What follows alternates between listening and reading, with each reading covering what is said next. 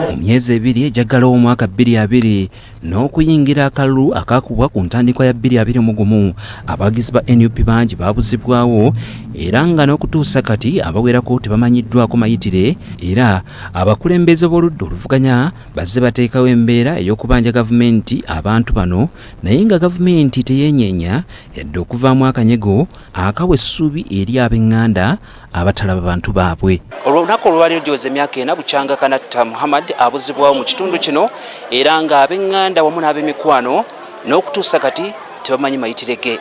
Olunaku olwaliro abakulembeze ba NUP nga bakulembeddwamu akulira oludda oluvuganya gavumenti mu Parliament Joe Ssenyonyi n'ababaka ba Parliament ko n'abawagizi ba NUP bakuŋŋaanidde ku kyalo Walusubi ennama mu Mukono okwetaba ku dduwa eya Muhammad Kanatta atamanyiddwa oba mulamu oba nedda oluvannyuma lw'okuwambibwa nga dduwa eno ekulembeddwamu Sheikh Yunus Lukwago avumiridde ebikolwa eby'okubuzaawo ab'oludda oluvuganya. Okuvuganya si lutalo.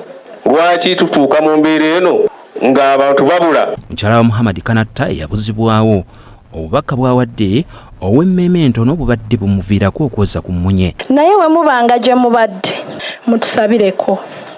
Embeera waliwo lwegaana tekimanyirika ofiisa n'otabuza.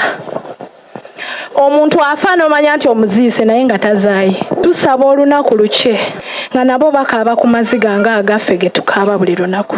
Akulira oludda oluvuganya gavumenti mu Parliament Joe Ssenyonyi asinzidde wano n'addamu okulangirira olutalo Ssinzigo olw'okutuuza akasito ku gavumenti ebawa abantu baabwe be balumiriza nti yababuzaawo. Naye tweyongera okubanja gavumenti mutuwe abantu baffe.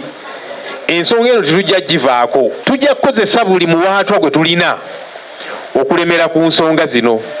Mu Parliament nga bwe tubyogerako twatwala n'omusango mu kooti. Ageraageranyizza gavumenti eri mu buyinza ne gavumenti ezaayita NRM ze yaddira mu bigere bwe bituuka kutyoboola eddembe ly'obuntu n'okubuzaawo abatakkiriziganya na gavumenti. Enjawulo ziro.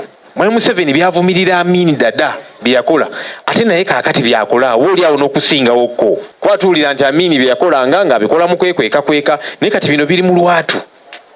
Abaka ba Parliament ababaddewo beeyamye okuyita mu makubo gonna agasoboka okusobozesa abawambibwako abaabwe basobole okufuna obwenkanya.